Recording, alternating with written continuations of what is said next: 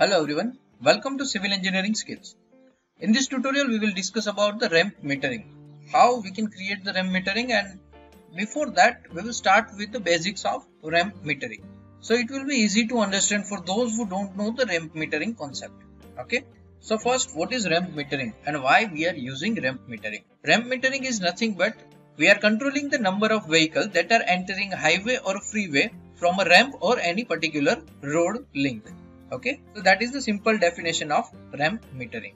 Now why we are using the ramp metering? So the first reason is controlling the number of vehicles entering freeway or a highway. The second one is decreasing freeway demand. That is, if you don't allow the vehicle to enter the freeway, ultimate demand of a freeway will be decreasing. Third one is reducing platoon size from upstream traffic signal. So you are breaking the platoon size by providing the ramp metering. Then next one is a safety. As whenever there is a traffic merging, that area will be accident prone zone. So we are controlling the movement of vehicle in that particular area. Okay. Now next is what are the different strategies for ramp metering. So first strategy is single lane, one car per green.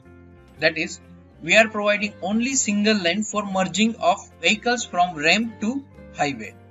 And that is also per green cycle, we are allowing only one vehicle or one car. Then next is single lane multiple car per green. Okay, so we are allowing two or more than two vehicles per green phase of signal timing. Then last one is dual lane metering. Now I have highlighted dual lane metering. The reason is with the use of this strategy, you can increase the capacity of your ramp. Okay, so generally the capacity of a ramp can be increased up to 1600 to 1700 vehicle per hour from the ramp. Okay, so next is cycle length.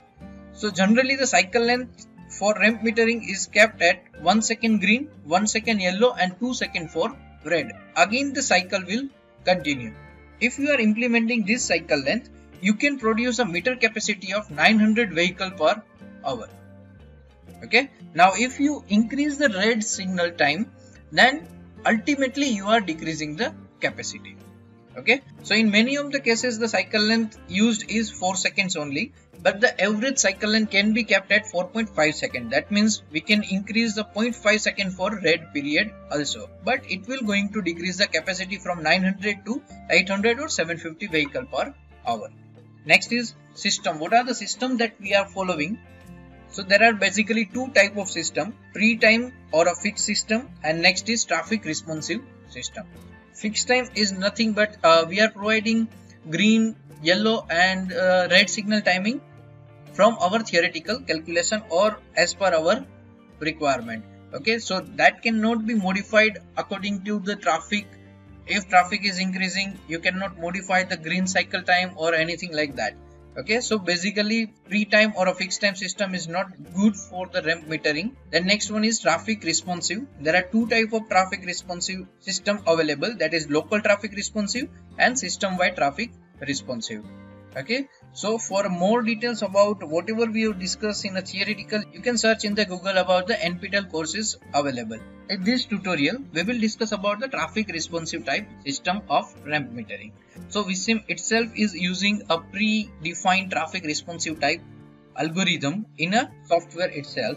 That is an inbuilt characteristic, and the algorithm is nothing but the ELINA algorithm. So here is the brief about algorithm of ELINA. So here RK means current cycle of ramp metering red.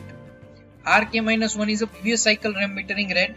So this algorithm you can say is a feedback type algorithm system. Then KR is nothing but a regulator parameter, that is a smoothing factor, and generally you can keep the KR as a 70 to 120. Then O is a desired occupancy in a downstream side, and O output is measured occupancy.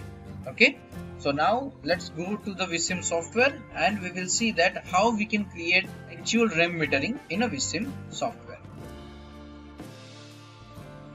Okay, so first for that let's draw a link. Now draw a link for ramp, or you can say the create a ramp.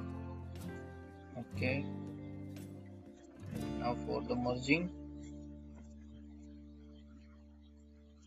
draw a connector. Now how you can create the ramp metering. So here you can see the option create a ramp metering facility. Okay, just click on that. So here is the guide how you can create the ramp metering. So first option is select on ramp. So this is our ramp. So we are selecting the ramp facility. Then select a freeway. So here you can see the option add detector on a highway. So detector can only be provided on a downstream side, not on a upstream side. The option itself will not allow you to provide detector on upstream side. So, okay, so let's provide it over here. Okay, so here you can see various options are available. So generally the evaluation interval is 60 seconds. The next is desired occupancy, that is 25. Okay, then smoothing parameter that we have discussed, we are keeping it as 70 itself. Then generate queue detectors. So we are also providing a queue detectors on a ramp. If queue formation will be more, then it will start acting accordingly. Okay, and queue detector will be before 100 meter of this stop line. Okay, then meter rate queue dispersion, that is 900 vehicle per hour. That is what we have inserted right now. So here are the options for queue dispersion, activation and deactivation.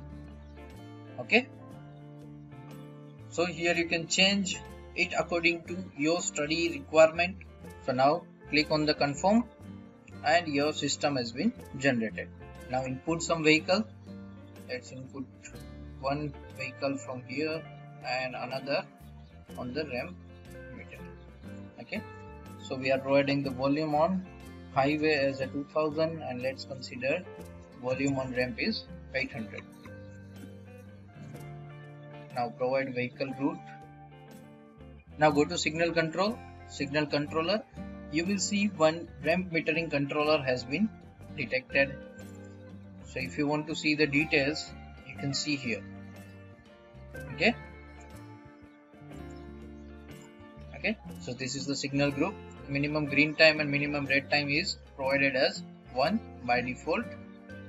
Okay, so we are not changing anything right now, and let's start the simulation. So currently the ramp metering is on, so vehicle are not stopping or vehicle delay is not happening right now, as the capacity or the number of vehicles on a freeway is less. As soon as the congestion will start, ramp metering will be red. Here you can see the vehicles are not allowed to go further until the congestion is less or the number of vehicles are less on downstream side. Let's increase the number of vehicles on a highway and let's see the effects.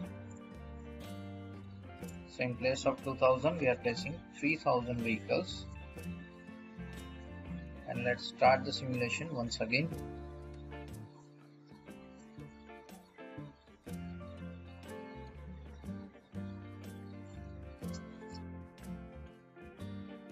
As soon as the occupancy rate will be more than 25%, the ramp metering will be red. So here you can see the vehicle are waiting for their turn to merge in a freeway. So this is how you can control the number of vehicles that are entering your freeway condition.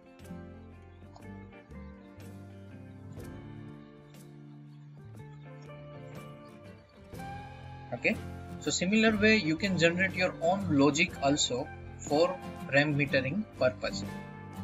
Okay, here you can see now the queue has been forming on a ramp. So if the size of queue will be more, working of ramp metering will going to change according to the queue formation on a ramp also.